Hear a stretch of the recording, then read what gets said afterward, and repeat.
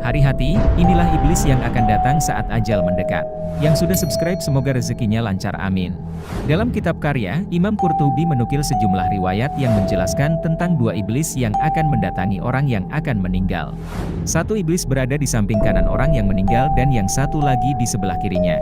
Diriwayatkan dalam hadis Rasulullah bersabda, seorang hamba ketika menghadapi kematian dia akan didatangi oleh dua setan, yang pertama di samping kanannya dan yang lainnya di samping kirinya. Kan setan-setan itu bisa menyerupai orang-orang yang paling dicintai atau paling dekat dengan orang yang akan meninggal itu. Lalu setan-setan itu menggodanya dan berupaya menjerumuskannya kepada kesesatan. Wallahu alam. Tahukah kalian, inilah tanda-tanda kematian menurut Islam. Yang subscribe semoga panjang umur amin. Berikut beberapa tanda kematian menurut Imam Al-Ghazali. Pertama, menggigil. Seluruh tubuh mulai dari ujung rambut hingga ke ujung kaki akan mengalami getaran seakan-akan menggigil. Kedua, berdenyut bagian pusar dan kebingungan. Tanda ini terjadi pada 40 hari sebelum hari kematian ketika setelah waktu asar. Ketiga, meningkatnya selera makan. Tanda ini diberikan hanya kepada mereka yang diuji dengan musibah sakit di mana orang sakit yang tidak makan secara tiba-tiba berselera untuk makan.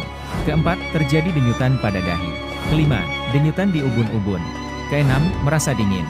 Seseorang akan merasakan dingin pada bagian pusar, naik ke jakun, dan turun ke pinggang. Maka hendaknya ia mengucapkan syahadat dan berdiam diri menunggu kedatangan malaikat maut. Wallahu alam. Tahukah kalian inilah 4 permintaan penghuni neraka yang tidak dikabulkan oleh Allah. Yang subscribe semoga masuk surga amin.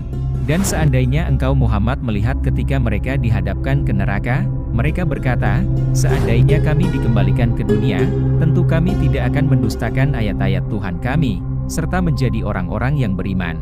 Quran Surat Al-An'am ayat 27.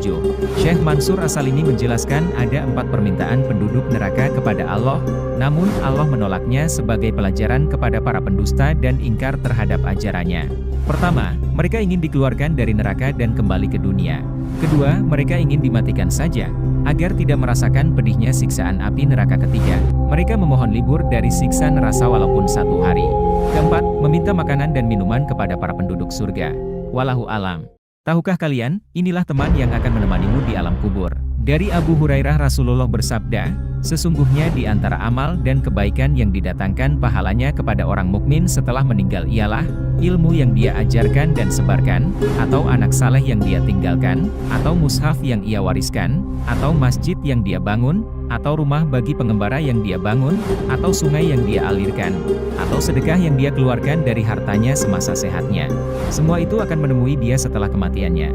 Dalam riwayat dijelaskan, Rasulullah bersabda, 7 perkara yang menemani seorang hamba setelah kematiannya di dalam kuburnya, yaitu ilmu yang diamalkan, atau pengairan yang dibuatnya, atau sumur yang digalinya, atau pohon yang ditanamnya, atau masjid yang dibangunnya, atau mushaf yang diwariskannya, atau meninggalkan anak saleh yang memintakan ampunan bagi orang tuanya setelah kematiannya. Wallahu alam. Tahukah kalian inilah dahsyatnya saat sakaratul maut. Yang subscribe semoga jadi calon penghuni surga, amin. Sakaratul maut menjadi sesuatu yang ditakuti dan dijauhi setiap makhluk yang bernyawa, sebagaimana yang digambarkan dalam Al-Quran Surat Qaf ayat 19, Allah berfirman, dan datanglah sakaratul maut dengan sebenar-benarnya. Itulah yang kamu selalu lari darinya. Imam Al-Ghazali menggambarkan bahwa sakaratul maut adalah saat di mana rasa sakit menyerang jiwa secara intens dan menjalar ke seluruh bagian jiwa, sehingga tidak ada satupun bagian jiwa yang terlepas dari rasa sakit tersebut. Selama sakaratul maut, rasa sakit yang dirasakan menusuk jiwa dan menyebar ke seluruh anggota tubuh, sehingga orang yang sedang mengalami sakaratul maut merasakan seolah-olah organ-organ tubuhnya ditarik dan dicabut dari ujung kaki hingga ke kepala. Semoga kita tidak termasuk orang yang merasakan pedihnya sakaratul maut. Amin. Masya Allah, inilah dahsyatnya siksa para pendosa di alam kubur.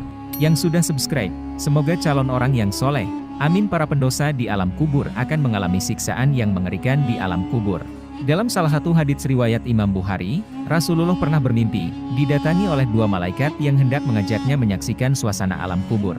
Dalam alam kubur diperlihatkan pemandangan seseorang yang berbaring dihantam oleh jangkar besi pada salah satu sudut mulutnya hingga remuklah seluruh kepalanya. Belum selesai siksaan dilakukan pada sudut mulut lainnya, sudut mulut yang remuk kembali seperti semula.